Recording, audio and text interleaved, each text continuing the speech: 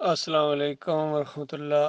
یہ آواز توصیف الرحمان راشدی کی لگ رہی ہے، اور اس طرح یہ بہت زیادہ بریلویوں کے شرک کے خلاف بولتے ہیں کہ تم لا الہ الا اللہ بھی کہتے رہو اور ان مزاروں کے سامنے جھکتے رہو، یا علی مدد کہتے رہو، یا رسول مدد کہتے رہو۔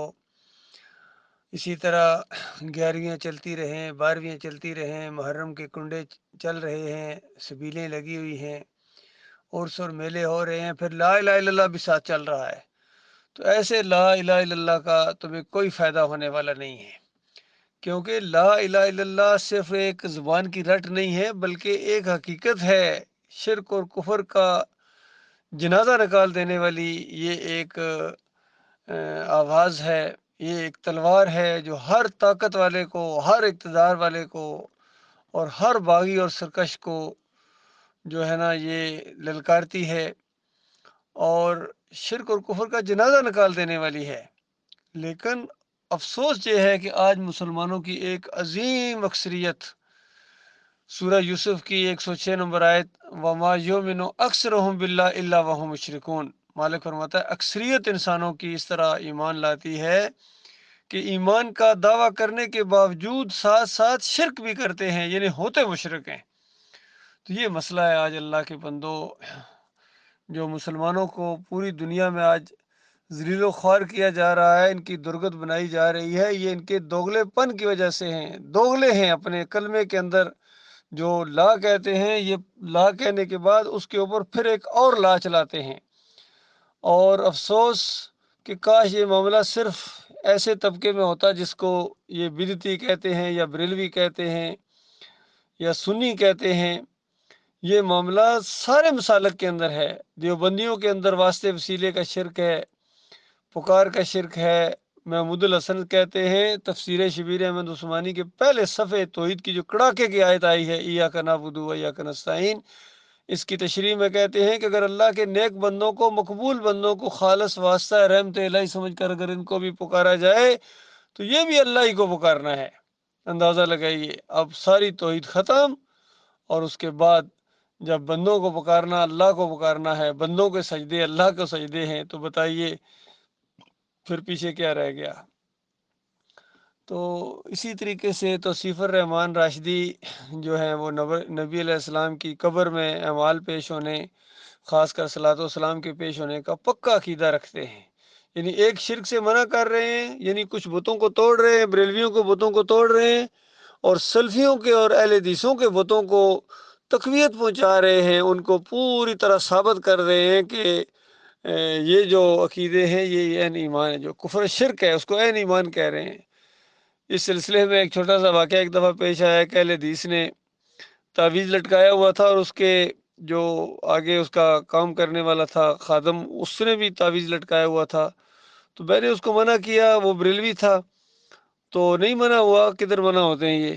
تو اس کے مالک کو ایک دفعہ میں نے کہا بھائی یہ تمہارا جو آدمی ہے یہ تو تعویذ لٹکائے ہوئے ہے، اور یہ بالکل اس کو اتارنے کے لیے تیار نہیں کرتا۔ ہاں جی بالکل، میں نے بھی بہت منع کیا ہے، یہ مانتا ہی نہیں، ایسا شرک کرتا ہے، ایسا پکا مشرک ہو گیا ہے۔ تو میں نے کہا آپ نے کیوں لٹکایا ہوا؟ کہتا ہے نہیں نہیں، یہ اہل حدیث علماء نے دیا ہے، اہل حدیث علماء عبد القادر روپڑی دالگرہ چوک لاہور میں تعویذ دیا کرتے تھے، اسی پر موت ہے ان کی۔ تو اللہ کے بندو، یہ سارے شرک کے اندر ملوث ہیں۔ تو توصیف الرحمان راشدی کا چونکہ پیٹ لٹکا ہوا ہے دین کے ساتھ، وہاں سعودیہ سے اس کو مال ملتا ہے، اس لیے سعودیوں کے شرک کے خلاف کبھی نہیں بولے گا، گنبد کے خلاف کبھی نہیں آواز نکالے گا کہ یہ گنبد جو سجا کے رکھا ہوا ہے، نبی علیہ السلام نے لعنت کی ہے ایسے لوگوں کے اوپر جو گنبد بنائیں اور چراغاں کریں اور اس طرح کا معاملہ کریں۔ نبی علیہ السلام کی قبر کے اوپر گنبد بنا دیا گیا، اور پوری دنیا میں آج یہ گنبد پوجا جا رہا ہے، اور نبی علیہ السلام کی قبر پوجی جا رہی ہے۔ حالانکہ نبی علیہ السلام نے دعا مانگی تھی کہ یا اللہ میری قبر کو بت نہ بنانا کہ پوجی جائے۔ تو اس میں یہ ایک مسئلہ بھی نکلا کہ جو قبر بھی پوجی جائے گی وہ بت ہے، اور یہ دعا قبول نہیں ہوئی ہے، جس طرح اور کتنی دعائیں قبول نہیں ہوئی ہیں منافقین کے بارے میں یا اور کچھ لوگوں کے بارے میں دعا قبول نہیں ہوئی ہے، تو یہ دعا بھی قبول نہیں ہے۔ آج قبر نبی صلی اللہ علیہ وسلم بری طرح پوجی جا رہی ہے، وہاں جالیاں لگائی ہوئی ہیں، اور لوگ ہیں قبر کی طرف منہ کر کے روتے ہیں، دوتے ہیں، پکارتے ہیں، اور واسطے وسیلے دیتے ہیں۔ یہ سب کچھ وہاں مسجد کے اندر ہو رہا ہے، اندازہ لگائیے۔ 3 قبریں جہاں ہوں وہ آپ بتائیے، مسجد کا وہ تقدس بھی انہوں نے ختم کر دیا اس انداز سے کہ وہاں شرک ہو رہا ہے۔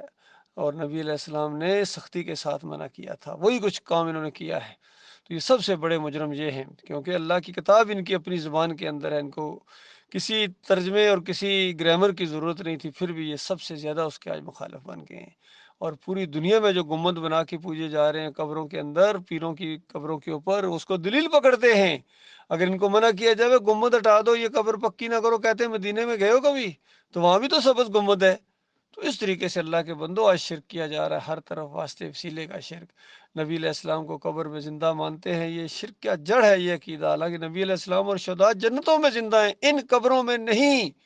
یہ عقیدہ ہے قرآن کا اور سید حدیث کا۔ یہ قبر پرستی کی جڑ فراہم کر دی انہوں نے، مولویوں نے، علماء نے، مشائخ نے، کہ یہاں روح واپس آ جاتی ہے۔ احمد بن حنبل سے یہ عقیدہ شروع ہوا، ابن تیمیہ، ابن قیم، ابن حجر عسقلانی اور امام نووی، سارے مسلک ان کے مشاہیر، اعلیٰ حضرت ہوں یا ابو الاعلیٰ ہوں یا ڈاکٹر اسرار، سارے کے سارے اسی عقیدے کے حامل ہیں کہ یہاں روح پلٹ آتی ہے اور نبی علیہ السلام کے اوپر ہمارے اعمال پیش ہوتے ہیں، صلاۃ والسلام کے، خاص کر اور خاص کر جمعے کے دن۔ حالانکہ اس روایت کو منکر روایت کہا ہے امام بخاری رحمۃ اللہ علیہ نے۔ اس منکر روایت کے اوپر انہوں نے عقیدہ بنا لیا ہے قرآن کو اور صحیح حدیث کو چھوڑ دیا ہے۔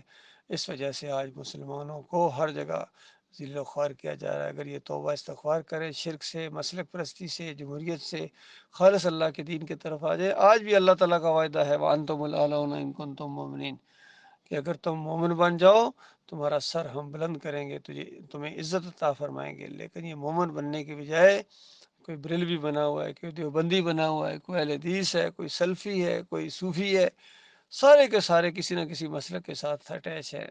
اللہ تعالیٰ ان کو غور و فکر کرنے کی توفیق عطا فرمائے۔